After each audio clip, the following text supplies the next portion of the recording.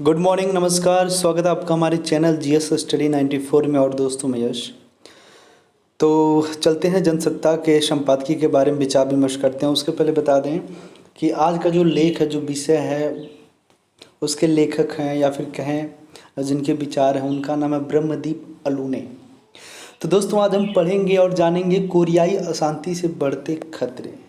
यहाँ जब कोरियाई की बात आ रही है तो यहाँ पे दो देशों के बारे में अध्ययन करेंगे, पर स्पेशली ज़्यादातर जो बात करेंगे उत्तर कोरिया।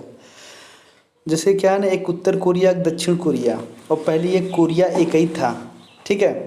तो इसीलिए बाद में जब इसको बांट दिया गया तो एक दक्षिण कोरिया है जो बिल्कुल शांत स्वभाव का है, और एक उत्तर कोरिया है जिसके शासक किम जोंग उन हैं, जो आए दिन जिस प्रकार से धमकियां देते रहते हैं, स्पेशली अमेरिका जैसे देश को, ठीक है। दुनिया कोरोना से मर रही है, पर यहाँ का शासक ऐसा है कि बंदा आए दिन एक परमाणु परीक्षण करता है और पूरा सार्वजनिक तौर पर मीडिया वालों को बताता भी है कि जो इसकी क्षमता है, जो इसका डिस्टेंस है, ये अमेरिका तक जाएगा। ऐसे में क्या है, अमेरिका के सामने तमाम तरह के खतरे महसूस होने लगते हैं वहाँ के लोगों को, कि जो भी मिसाइल परीक्षण करता है ये पहला टारगेट अमेरिका जैसे देश को क्यों रखता है। तो उसके बारे में आज हम अध्ययन करेंगे, और इस परीक्षण को लेकर अमेरिका क्या सोचता है, क्या कर सकता है, उसके बारे में यहाँ पर देखेंगे। तो ये लेख बहुत ही इम्पोर्टेंट होने वाला है। देखिए यहाँ पे लिखा है, तानाशाही एक ऐसा भयानक विचार है जिसमें वैश्विक शांति, सुलह की उम्मीदें, समन्वय की संभावना और वैदेशिक संबंधों के शिष्टाचार को नकारने की आशंका बनी रहती है। कहने का मतलब ये है कि दोस्तों, जब आप किसी देश की तानाशाह हो, तानाशाह का मतलब होता है अपनी मनमानी करना, ठीक है। सेम उसी तरह जिस तरह से एक समय था जब नाजीवाद का उदय हुआ था जर्मनी में, और वहाँ का नेतृत्व कर रहा था हिटलर, और वही था इटली में एक जो तानाशाह था जिसका था मुसोलिनी, जो पूरे लोगों का नेतृत्व करता था। तो आप देखे होंगे कि उन्हीं तानाशाही विचारों की वजह से वो पूरी तरह से ख़त्म हो गए, पूरा देश तबाह हो गया सेकेंड वर्ल्ड वार में, ठीक है। अब जो है, जो थर्ड वर्ल्ड वार की जो बात कर रहा है, जो शांति फैलाने का काम कर रहा है, वो किम योंग जोंग है। इसलिए अंतर्राष्ट्रीय राजनीति में इसे मरो या मारो की दो टूक पद्धति भी माना जाता है। दरअसल पूर्वी एशिया में कोरिया प्रायद्वीप के देश उत्तर कोरिया की कथित समाजवादी शासन पद्धति साम्यवाद के अंतर्द्वंद में उलझ कर तानाशाही को आत्मसात कर चुकी है, और यह संकट विश्व के लिए चुनौतीपूर्ण बन गया है। स्पेशली देखा जाए जहाँ पर ज़्यादातर कम्युनिस्ट पार्टियाँ हैं, कम्युनिस्ट विचारधारा के द्वारा शासन किया जाता है उस देश पे, ज़्यादातर उनकी जो मानसिकता है एक विस्तारवाद की है और एक युद्ध करने की है, चाहे वो चाइना हो, चाहे रशिया हो, चाहे कोरिया हो, ठीक है। उसके बाद है द्वितीय विश्व युद्ध के बाद महाशक्तियों के बीच, आप लोग बताइएगा, जो फर्स्ट वर्ल्ड वार कब हुआ था और कितने सालों तक चला था, और जो सेकेंड वर्ल्ड वार हुआ था वो कितने दिन तक चला था और कब हुआ था। इसके बारे में आप लोग कमेंट बॉक्स में ज़रूर जानकारी दीजिएगा। कोरियाई प्रायद्वीप का राजनीतिक बंटवारा बाद में वैचारिक प्रतिद्वंद्विता का कारण बन गया, और इसके दूरगामी परिणाम बेहद खतरनाक होकर विश्व शांति के लिए लगातार संकट बढ़ाते रहे हैं।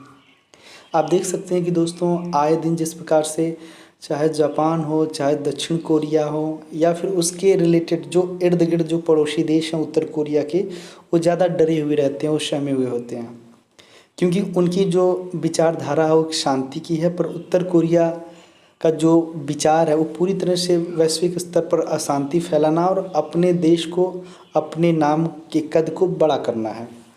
संयुक्त राष्ट्र जैसे वैश्विक निकाय की उपस्थिति के बावजूद उत्तरी और दक्षिणी कोरिया में साम्यवाद और लोकतंत्र के बीच संघर्ष बदस्तूर जारी है।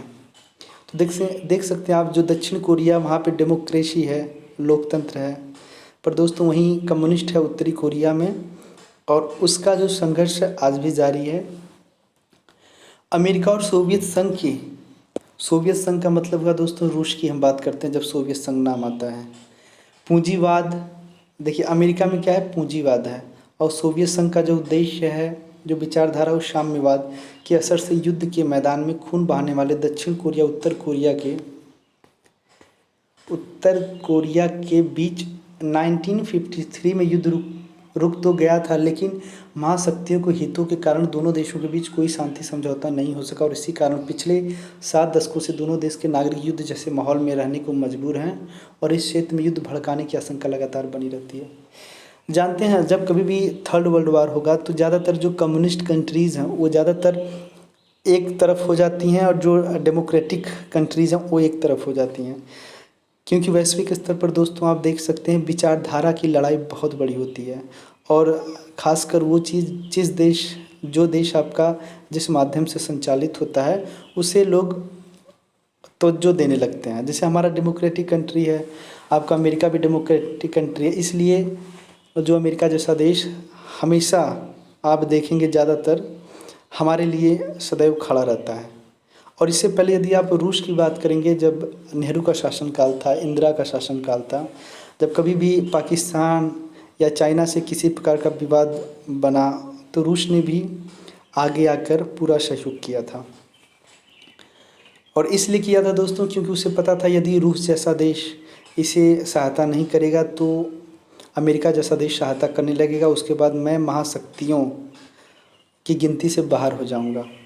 इस समय दोनों देशों के बीच तनाव एक बार फिर चरम पर है। उत्तर कोरिया ने दक्षिण कोरिया की सीमा से लगे संपर्क कार्यालय को विस्फोट करके उड़ा दिया। सोचिए, मतलब ये ज़बरदस्ती है नहीं तो क्या है, विस्फोट बम लगा के उड़ा दिया जा रहा है। इस मानसिकता के लोग हैं। तानाशाह किम का मानना है कि सीमा के उस पार से उत्तर कोरिया विरोधी पर्चे और गुब्बारे उड़ाए जाते हैं और ऐसा करके दक्षिण कोरिया उत्तर कोरिया के लोगों को उकसाने में लगा है। मतलब इतनी छोटी सोच। और बात यह कि दोस्तों यदि आपसे उलझना चाहता है, लड़ना चाहता है ना, तो उसके लिए मायने नहीं रखता कि कितनी बड़ी बात या किस बात से आप उसे उकसा रहे हैं। यदि आप उसे घूर के देख रहे हैं या फिर प्यार से भी देख रहे हैं ना, यदि उसकी जो मानसिकता है आपसे लड़ने की है तो वो आपसे वही करेगा। ठीक है, सोचिए गुब्बारा और पर्चे के लिए उसका इतना बड़ा नुकसान कर दिया गया, उसके एक मकान को, एक कार्यालय को विस्फोट से उड़ा दिया गया। वहीं दक्षिण कोरिया सीमा पर शांति बनाए रखने का पक्षधर नजर आता है। दक्षिण कोरिया से संबंध विच्छेद को लेकर उत्तर कोरिया का रुख उसकी विश्वसनीयता के लिए भी खतरनाक है। उत्तर कोरिया आवश्यकता अनुसार शांति के करार भी करता है और फिर उन्हें तोड़ भी देता है। आप देखे होंगे बीच में तमाम तरह के किया गया था डोनाल्ड ट्रंप के माध्यम से, उसके बाद उसने कुछ ही महीने बाद उसे तोड़ दिया उस संधि को। उसने इसे अपनी कूटनीति का हिस्सा बना लिया है। 1990 के दशक में जब उत्तर कोरिया में भारी अकाल पड़ा था तब उसने उससे उबरने के लिए उसने विश्व के साथ सहयोग का दिखावा किया था और इसके अंतर्गत 1994 में परमाणु हथियारों के परीक्षण रोकने के लिए अमेरिका के साथ समझौता किया था। सोचिए कितना मतलब किस मानसिकता का ये बंदा है। जब उसके देश में किसी प्रकार की समस्या व्याप्त हो जाती है तो किस प्रकार से वे वैश्विक सहयोग की मांग करता है और तमाम तरह के जो गैर कानूनी है अंतर्राष्ट्रीय बिरादरी में, संघ में, उस चीज़ों को फ़ौरन रोक देता है। और जैसे ही वो समस्या उसके यहाँ से ख़त्म हो जाती है, फिर जैसा वह था, जैसा उसका क्या कहते हैं आचरण था, वैसा वो फिर दिखाने लगता है। लेकिन परिस्थितियां मुफीद होते ही 2006 में उसने एक बार फिर रुख बदला और फिर न केवल मिसाइल परीक्षण करता रहा बल्कि हाइड्रोजन बम तक का परीक्षण कर डाला। आपको बता दें हाइड्रोजन बम बहुत ही घातक होता है। यदि मैं बात करूं परमाणु बम से तो उसका कई गुना ज़्यादा विध्वंसक और ख़तरनाक होता है।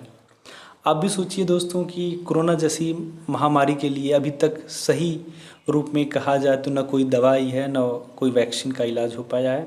तो वैसे में जो दुनिया के सबसे ताकतवर देश बनते हैं, दिखावा करते हैं, प्रदर्शन करते हैं, उनको अगर ये जिम्मेदारी लेनी पड़ती या इस जिम्मेदारी के साथ उस समस्याओं को अगर वो हल कर देते तो उनका ऑटोमेटिक कहते हैं ना पद और प्रतिष्ठा किसी से मांगी नहीं जाती, बनानी पड़ती है, किसी से छीनी नहीं जाती है, लोगों के दिल में जगह बनानी पड़ती है।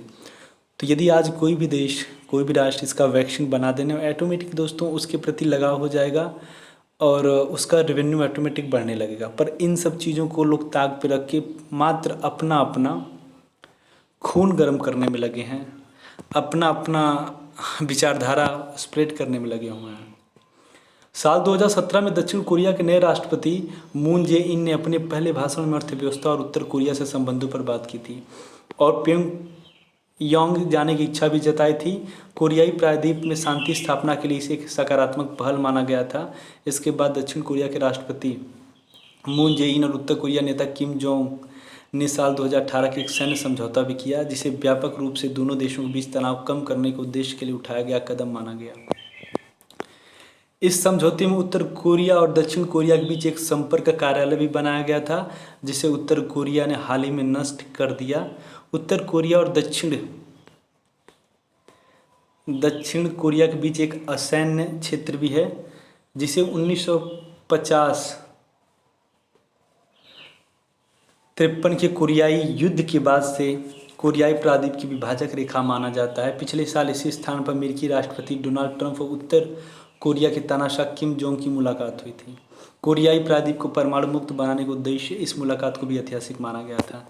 अब सोचिए, जो इन दो बड़े नेताओं के बीच जो बात हुई थी, जो आपसी सहमति हुई थी कि अब जो है कि आप परमाणु बम का परीक्षण नहीं करेंगे, ठीक है। इससे क्या होता है, जो अंतर्राष्ट्रीय बिरादरी है उसमें संघर्ष उत्पन्न होने लगता है कि मैं उन चीज़ों को प्राथमिकता दे रहा हूँ जिससे समाज, देश, अंतर्राष्ट्रीय बिरादरी खुश रहे, पर कुछ लोग ऐसे भी हैं जो इन चीज़ों की प्राथमिकताओं को दरकिनार करके ऐसे कार्यों में लगे हैं जिससे पूरा राष्ट्र, पूरा विश्व अशांति की तरफ बढ़ सके, ठीक है।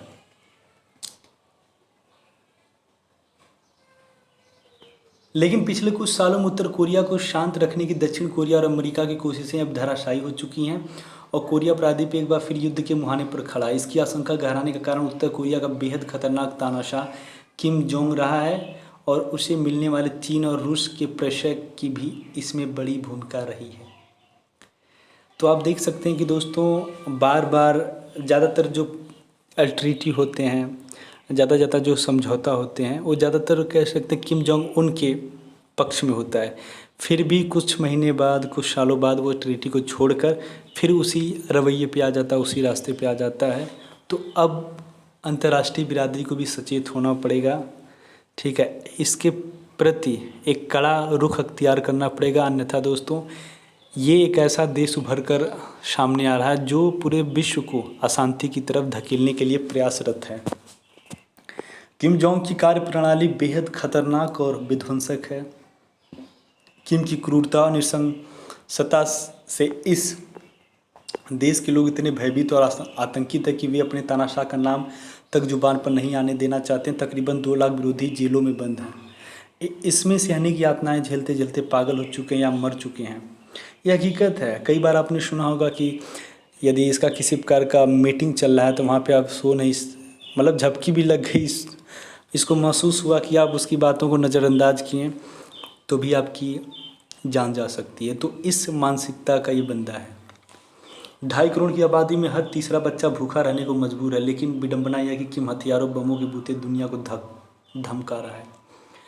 सोचिए, जिस देश में कहा जा रहा है कि हर तीसरा बच्चा भूखा रहने के लिए मजबूर है, जहाँ पे फूड सिक्योरिटी इतना बड़ा मतलब विडंबना है, फिर भी ये जो बंदा है नागरिकों के लिए ना कि कुछ चीज़ों का वहाँ पे रोज़गार हुआ, फूड से हुआ रिलेटेड चीज़ों को प्रामुख्यता दे, पर उसको बस बम बारूद बनाना है। दक्षिण कोरिया के एक राजनयिक ने साल 2017 में दावा किया था कि उत्तर कोरियाई नागरिक पहले से ही आर्थिक बदहाली में जी रहे हैं। सड़कों से कारें कम हो गई हैं, कम ईंधन से काम चलाया जा रहा है और ज़रूरत के सामान में लगातार कमी आती रही है। सोचिए, कभी कभार महसूस होता है कि दोस्तों ये जो यूएनओ है, जो तमाम तरह के फेडरेशन ऑर्गेनाइजेशन बनाए गए हैं वैश्विक स्तर पर, उनका आखिर क्या मतलब है। हमेशा जो उनका पॉलिसी वहीं पे इम्प्लीमेंट क्यों होता है जो देश आर्थिक रूप से और सैन्य रूप से, सैनिक क्षमता अनुसार बहुत ही कमज़ोर हैं।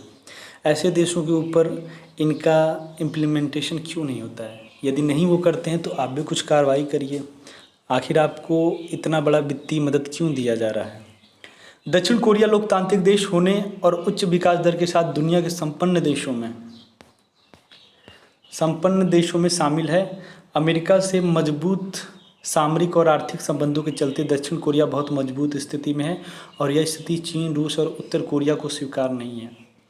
आप देख सकते हैं कि उत्तर कोरिया को कोई सपोर्ट करता है तो रूस करता है, चीन करता है, और दक्षिण कोरिया को कोई सपोर्ट करता है तो अमेरिका जैसा देश खुला सपोर्ट करता है कि यदि कभी भी उत्तर कोरिया के साथ तुम्हारी युद्ध की स्थिति बनी तो मैं पूरा सर्व समाज, जो भी मेरे पास इक्विपमेंट हैं, सारा मैं तुम्हें मुहैया कराऊंगा। चीन और रूस जैसे साम्यवादी देश एशिया में अमेरिका को चुनौती देने के लिए उत्तर कोरिया के तानाशाह का इस्तेमाल करते हैं और अब यह स्थिति घातक हो गई है। चीन को भी पता है, रूस को पता है कि मैं प्रत्यक्ष रूप से अमेरिका जैसे देश से नहीं लड़ सकता, क्योंकि एक पूंजीवाद देश है और जब चाहे ख़त्म कर सकता है। ठीक है, नाटो का जो पूरा कंट्रोल अमेरिका जैसे देश के पास है, और अमेरिका ने एक बार नहीं कई बार ये साबित किया है, जब मर्जी किया। आपको पता है 2011 में, शायद 2011 की घटना है, जब एबटाबाद में लादेन को घुस कर पकड़ा गया था अमेरिका जैसे देश में, वहाँ की रक्षा प्रणाली तक को नहीं पता चला। तो ये होता है जिगरा और ये होता है बल। वो कहता नहीं, वो घुस के मार देता है। अफ़गानिस्तान में पिछले 2 दशकों से जिस प्रकार से उसने अपनी सेना को वहाँ पे रखा है, नेस्तानुबूद बना दिया है। चाहे सीरिया ले लें, इराक ले लें, अफ़गानिस्तान ले लें, तो ऐसा है कि जिस दिन अगर अमेरिका जैसा देश अपना वहाँ सैन्य परीक्षण भी कर दिया नहीं तो तुम्हारी ज़िंदगी ख़राब हो जाएगी। ये चीज़ मानिएगा। कुछ लोग हैं बस भौंकते हैं, करते हैं कुछ नहीं है। और उत्तर कोरिया को ये नहीं पता है कि इसको मात्र एक स्लीपर सेल के रूप में प्रयोग किया जा रहा है अंतर्राष्ट्रीय बिरादरी में। उत्तर कोरिया में यहाँ के सर्वसत्तावादी शासन तंत्र में कानून और न्याय व्यवस्था को भी माओ सिद्धांतों पर ढाला गया है, जिसमें विरोधियों को कुचलने के लिए किसी भी हद तक जाया जा सकता है। संयुक्त राष्ट्र के तमाम प्रतिबंधों के बावजूद इसके 90% बाजार पर चीनी कब्जा है। कोरिया को लेकर दशकों से महाशक्तियां लगातार आमने सामने रही हैं। 25 जून 1950 को उत्तर कोरिया की साम्यवादी सरकार ने जब दक्षिण कोरिया पर हमला किया था, तब उसे बचाने के लिए संयुक्त राष्ट्र सेना की कमान एक अमेरिकी जनरल मैक आर्थर के हाथों में थी। लेकिन तब भी उस युद्ध का निर्णायक समाधान इसलिए नहीं हो सका था क्योंकि चीन का युद्ध में उत्तर आने का अंदेशा था, और आज भी हालात जस के तस हैं। दक्षिण कोरिया की 1953 से अमेरिका के साथ रक्षा संधि है, और दक्षिण कोरिया में 28,000 से ज़्यादा अमेरिकी सैनिक और युद्धपोत नियमित रूप से वहाँ तैनात रहते हैं। सोचिए, कुछ लोग क्रिटिसाइज़ करते हैं अमेरिका जैसे देश को लेकर, पर मैं देख रहा हूँ जहाँ जहाँ पर डेमोक्रेटिक कंट्री है, जब कभी भी यदि आप सहयोग अमेरिका जैसे देश से मांगते हैं तो अपने युद्धपोत, अपने सैनिक ज़रूर आपके यहाँ भेजता है। मिसाइलों से लैस अमेरिकी विमान, वहाँ की युद्धपोत काल विंसन भी वहाँ खतरे से निपटने के लिए तैयार हैं। कुछ लोग ऐसे भी हैं जो लोग ये सोच रहे होंगे कि दोस्तों रूस से पहले हमारा बहुत ही अच्छा ताल्लुकात था, पर आज मैं आपको बता दूं इस तरह के ताल्लुकात नहीं होंगे। जिस तरह से अमेरिका जैसा देश सीधे कह देता है कि यदि किसी प्रकार की आवश्यकता है भारत जैसे देश को, चाहे वो पाकिस्तान से हो, चाहे चाइना जैसे देश से अगर लड़ाई की स्थिति उत्पन्न होती है तो अमेरिका जैसा देश भारत के साथ खड़ा रहेगा। याद रखिएगा, संकट काल में और युद्ध की स्थिति बनने के दौरान यदि कोई भी राष्ट्र इस बात को प्रमुखता से कहता है तो बहुत बड़ी बात होती है। वहीं चीन और उत्तर कोरिया के बीच 1961 से पारस्परिक सहायता और सहयोग की रक्षा संधि है। इससे साफ है कि अगर दक्षिण कोरिया और उत्तर कोरिया के बीच युद्ध की परिस्थिति में अमेरिका और चीन आमने सामने हो सकते हैं। इस साल अमेरिका में राष्ट्रपति चुनाव होने वाले हैं और ट्रंप उत्तर कोरिया को सबक सिखाने की हिमाकत कर सकते हैं। उत्तर कोरिया में किम के स्वास्थ्य को लेकर रहस्य बरकरार है और उनका वंश सत्ता पर कब्जा जमाए रखने के लिए युद्ध के विध्वंसक हथियार का इस्तेमाल कर सकता है, जिससे उनके देश के लोगों की भावनात्मक संवेदनशीलता का फ़ायदा मिल सके। वहीं चीन में शी जिनपिंग की स्थिति भी कमज़ोर होती दिख रही है। जाहिर है सत्ता पर अपना दावा मजबूत करने के लिए तीनों देशों के प्रमुख युद्ध का सहारा ले सकते हैं और इसकी आशंका गहरा गई है। तो एक तरह से देख सकते हैं एक उत्तर कोरिया जैसा देश किस प्रकार से वैश्विक राष्ट्र को युद्ध की तरफ लेकर जा सकता है। तो आज के लिए इतना ही। नमस्कार, धन्यवाद।